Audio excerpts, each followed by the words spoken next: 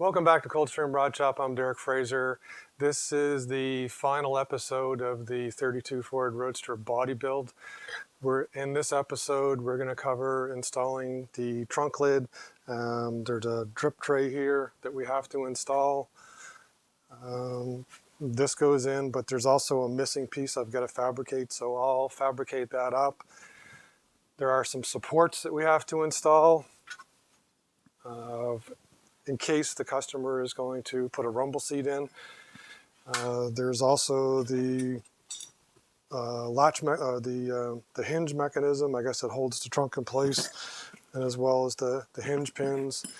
We have to do the final weld of these supports, and then there's a couple things inside here we'll tidy up on. So follow along here. We're gonna hopefully get this all wrapped up for this last episode. So here we are. One of the more difficult things to install is the trunk lid. If it was all pre-drilled, of course, it'd be much easier, but they're not. We don't have any of the jigs. In this case here, we have to figure out where the actual hinge hole goes. In order to determine that, what you've got to do is go off of the hood or the trunk lid. Now this trunk lid was pre-drilled. All the other ones I had weren't. So essentially you've got to measure to the center of this hole, of where the center pin is going to be in both directions. Once you have that, and it's around 9/16 each 9/16 in each direction. So 9/16 and 9/16. Over here, you want about an eighth of an inch gap. So 9/16 plus an eighth is about 11/16 to get to the center of that hole. So make a mark here. Then from a depth wise, 9/16 down, but you've got to allow for this to be so you've got to put the same distance down, which works out to, in this case here, 11/16. So 11/16 each direction. That way we allow for how much this sticks up and a gap in the back. Now, figuring out where you got to put holes is one thing, but then how do you drill it in here? Fortunately, in my old job, they were throwing away a lot of oversized drills. So I used this with an air drill, which is really small. And you can come in here with these longer drills and pilot hole them much closer versus, if you were to use a small regular drill, you'd be coming at an angle and can't drill something straight. So if you get access to these drills or drill extensions to try and drill the holes in, the center hole, it's a 1/4 inch plus the clearance. I think I put I think that hole's 9/32 right there, which allows for that 1/4 inch pin to go through there. And then these larger holes, I'm not sure what size that one is. That's a 1/2 inch. Those are actually, no, that's not the one I used.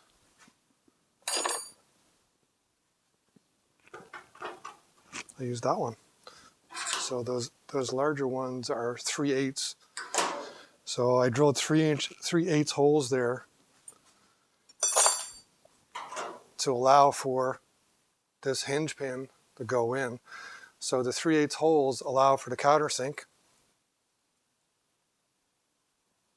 So this goes in like this, and then they screw in like that. And then this pin, once this is in place, like that other side there, the pin actually just, there you go, it just screws in and out. So that's how you put this hinge in. Over here on the hood, I don't have original ones, so I made this basically up out of a piece of plate steel. I drilled and tapped some 1/4, 20 holes into it. So I just took a blank piece of steel, with nothing on it. I clamped it in place there, and then I basically punched the holes, and then drilled and tapped the 1/4, 20. The original Ford ones, if you buy them, actually what will happen, the centerpiece here, this one goes in permanently, if I can thread it. And then the back one actually has an adjustment, so that'll actually allow you to go up and down. I didn't buy those ones, I'm just using it like this. This will actually fit in place. I'll show you in a minute how it fits in place. So we'll put all that together. We'll put the trunk lid on. We'll show you going up and down, and we'll carry on. Here is the trunk installed. As you can see in here, the pieces that I just showed you, the inner brackets here that go on the inside of the trunk lid, and then there's the pin right there that comes through.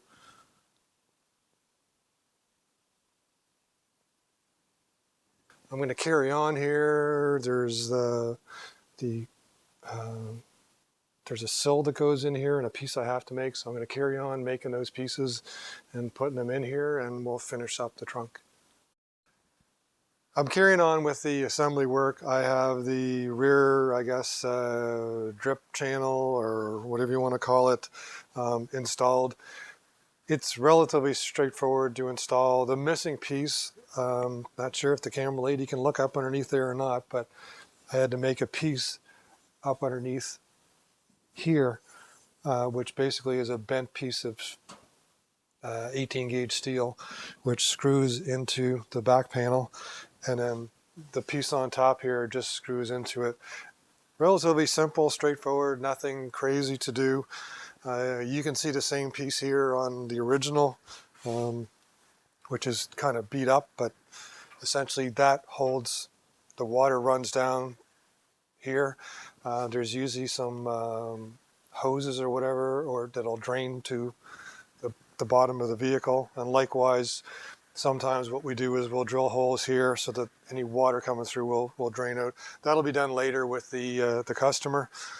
A few more things I've got to do. I installed the bracket here, which will hold the deck lid up, and then now I have to install the pin in the right place, and then the latch mechanism down there. So I'm going to keep on going with this and just show you what I put in as I do it. Here's how you decide where to put the nut for the bracket that holds open the lid. So you would close the lid up with this installed, and then basically put a mark right here in the channel. And then when you open the channel, when you open the lid back up,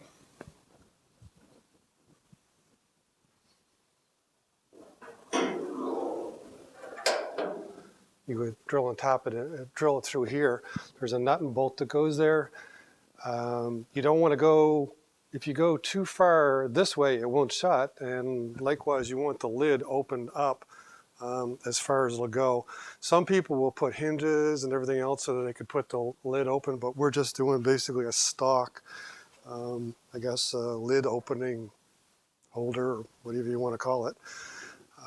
The other thing that I did for the installation, we put in the rumble brackets. The rumble brackets aren't going to be used, but the customer wanted them put in, and they came with the kit.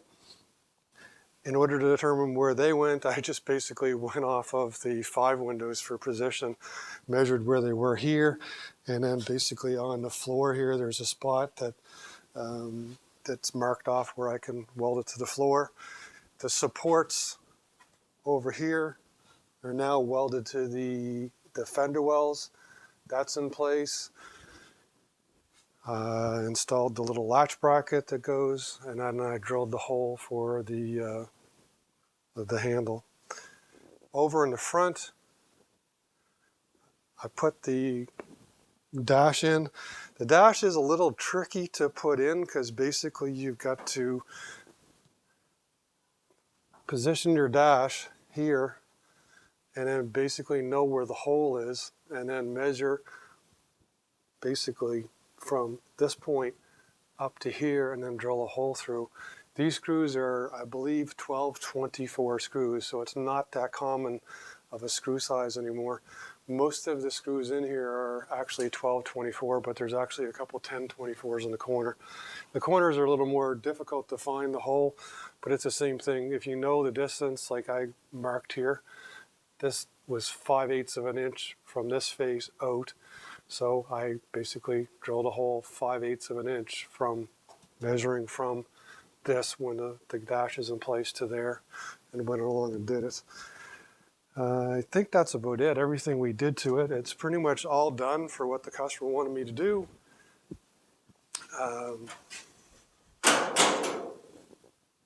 That's, as far as I know, he is coming to get this next weekend. That's the end of the 32 Ford Roadster body build, making it out of 32 Ford Roadster second parts from Brookville. This is probably the fourth one that we've done. After this, our plan is the customer's going to come get this body and take it on its way. We're going to take our body that's behind the camera lady there and put it back on the frame, which is her Roadster. And we're also going to carry on putting the front end onto this in another episode. So that's it for now. Hopefully you enjoyed the 7 episodes on the 32 Ford Roadster body build. Please send any comments. Please hit the subscribe button. We're getting really close to our 1,000 subscribers. I would really appreciate it. And everybody take care.